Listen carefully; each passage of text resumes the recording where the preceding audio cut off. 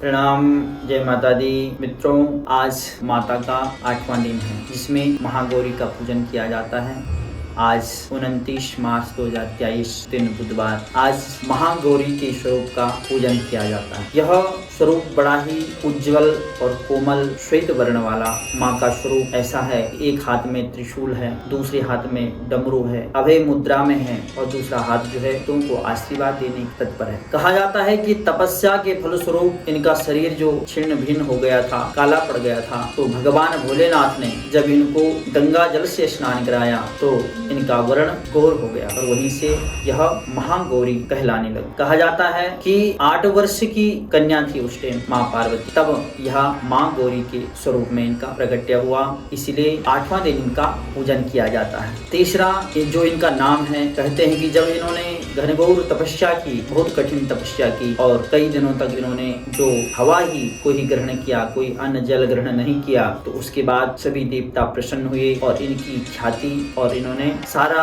अपना कुल और स्वयं को गौरवान्वित किया, इसलिए इनका नाम गौरी रखा गया और तभी से इनका नाम महागौरी हो गया। इस दिन 8 वर्ष की जो कन्याएं होती है उनका पूजन किया जाता है। कन्या पूजन अगर 8 वर्ष की हो तो उन्हीं को, जिसको हम कंजिका कहते हैं कि पूजना है उनको, तो 8 वर्ष की अगर कन्या हो तो उनका ही पूजन करना चाहिए। इससे माँ भगवती बहुत प्रसन्न होती है। देवी भागवत के अनुसार कहा गया है कि जो ये माँ के 9 स्वरूप हैं या 10 विद्याएं हैं, ये सब माँ गौरी या पार्वती जी की ही अंश है। लेकिन आपने देखा होगा भोलेनाथ के जो अर्धांगिनी स्वरूप है वह यही स्वरूप है गौरी जी, वह हमेशा भोलेनाथ के साथ में रहती हैं और भक्तों को अन्नपूर्णा के रूप में भी, धन धान्य को बढ़ाने वाली, धन वैभव को बढ़ाने वाली अलग अलग रूपों में उनका कल्याण करती है और यही माता है जिसको हम अन्नपूर्णा भी कहते हैं। धन वैभव लक्ष्मी को बढ़ाने वाली कहते हैं, सुख शांति को देने वाली, सुख शांति की अधिष्ठात्री देवी भी यही है। आज के दिन माता को धूप दीप इत्यादि से पूजन किया जाता है और नारियल का प्रसाद माता को अति प्रिय है, तो नारियल अवश्य माता को चढ़ाएं या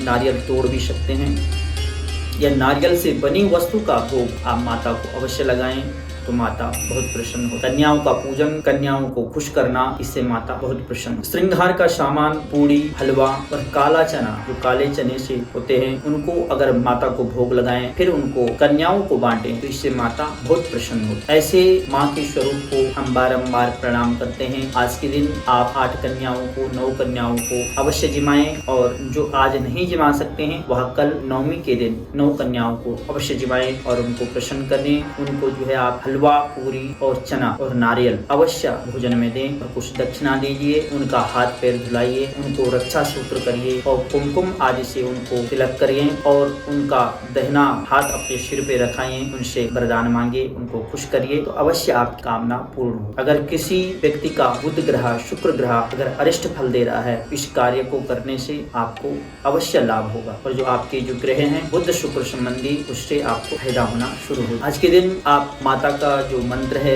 इस मंत्र का आप जाप कर सकते हैं। या देवी सर्वभूतेषु महागौरी रूपेण संस्थिता, नमस्तस्यै नमस्तस्यै नमस्तस्यै नमो नमः। इस मंत्र का आप जाप करें तो अवश्य आपको कल्याण होगा। और आइए माता का ध्यान करते हैं। ओम श्वेत वृषे समारूढ़ा श्वेतांबरधरा शुचिः महागौरी शुभम दद्यान महादेव प्रमोददात। प्रणाम। तो आज के लिए इतना ही। जय श्री राधे, जय माता।